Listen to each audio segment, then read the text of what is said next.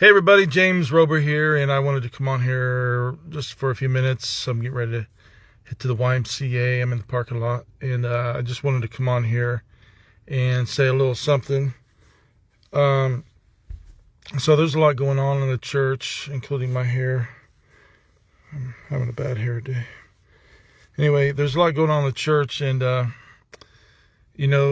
a lot of sick preachers in the world, a lot of people who are called to preach the gospel, but they're not doing very well mentally, emotionally.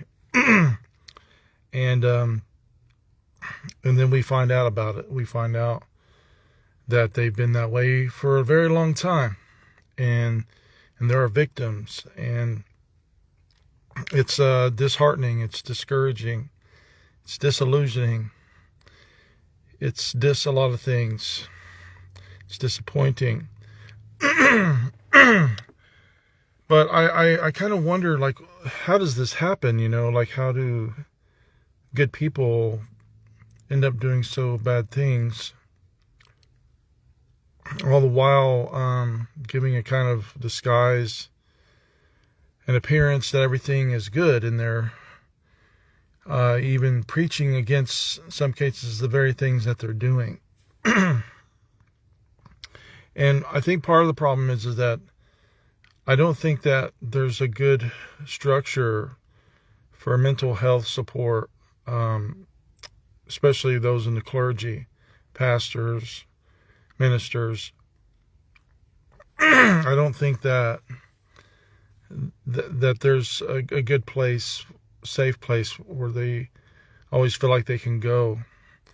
I'm a preacher myself, and I've sought counseling off and on throughout my life, and there's been many times when I didn't know where I could go, who could truly understand me, because part of the thing is when you want to talk to someone, you want to feel like you're being understood. And I can tell you that as a preacher, most people will not understand you. I think it takes a preacher to understand a preacher. That there's so many challenges that ministers face. They're expected to, be the leader and be the encourager and give hope. And, when you show weakness, then people lose faith, not just in you, but even in God himself. And I think that there's not that connection when you're talking to someone who doesn't really understand you. I'm not making excuses for a lot of these pastors, fallen pastors, who've done things, sometimes even criminal things. But I always believe there's a reason. There's a reason how things happen. I sometimes watch true crime, and I'm interested in two things in true crime. I'm interested in how the person got to be that way, what happened to them. And then I'm interested in how the detectives solve the case. I think that's interesting too, how they figure out who did it, and the clues that they find, and that's always kind of fascinating to me too. So I think that what we need in our society, I think mental health should be free for all clergy. I think if you're a pastor, if you're a ministry leader, if you're an evangelist, if you're a preacher, I think cost should never be a factor. Matter of fact, I think mental health should be free for all people, regardless of who you are, but especially people who carry especially heavy burdens and are themselves counselors. Because if you're a pastor, you are a counselor. People come to you with your problems, and you talk to them, and you give them encouragement and advice, and you pray with them.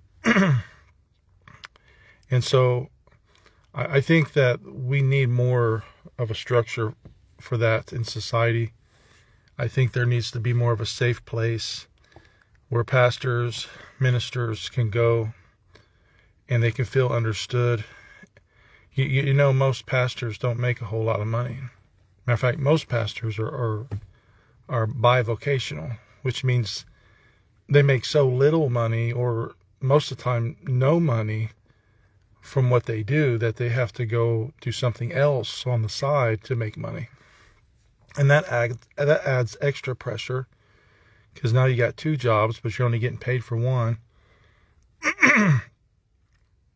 So, I think that we are doing a good job right now on YouTube and influencers. We're pointing out the wrongs and we're exposing, and that's good. But we need to start talking about solutions to the systematic, structural problem that's absolutely broke. And we need to figure out what we're going to do in the future. Where do we want to be in 2030, 2040? What do we want the church to look like then? Because I think most people agree that there needs to be a change, and that there's a lot of things that just aren't right. and we need to talk about solutions. How do we fix the systematic structure in our society? It's a system. It's not one church. It's not one pastor. It's not one state. And it's not even one country. It's a systematic problem. And I think part of it goes back to what we teach in seminaries and what is expected when a new pastor goes to start a church, what he's expected to be doing, and the kind of expectations. But there needs to be more mental health available for ministers, preachers.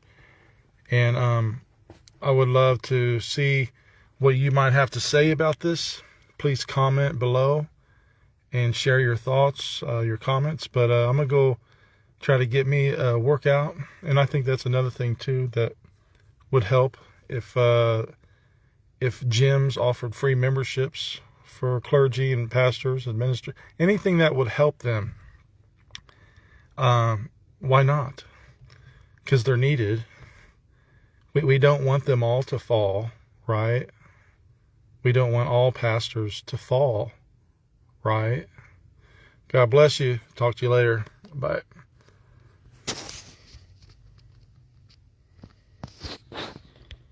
If it'll let me hang up here. It's not letting me hang up.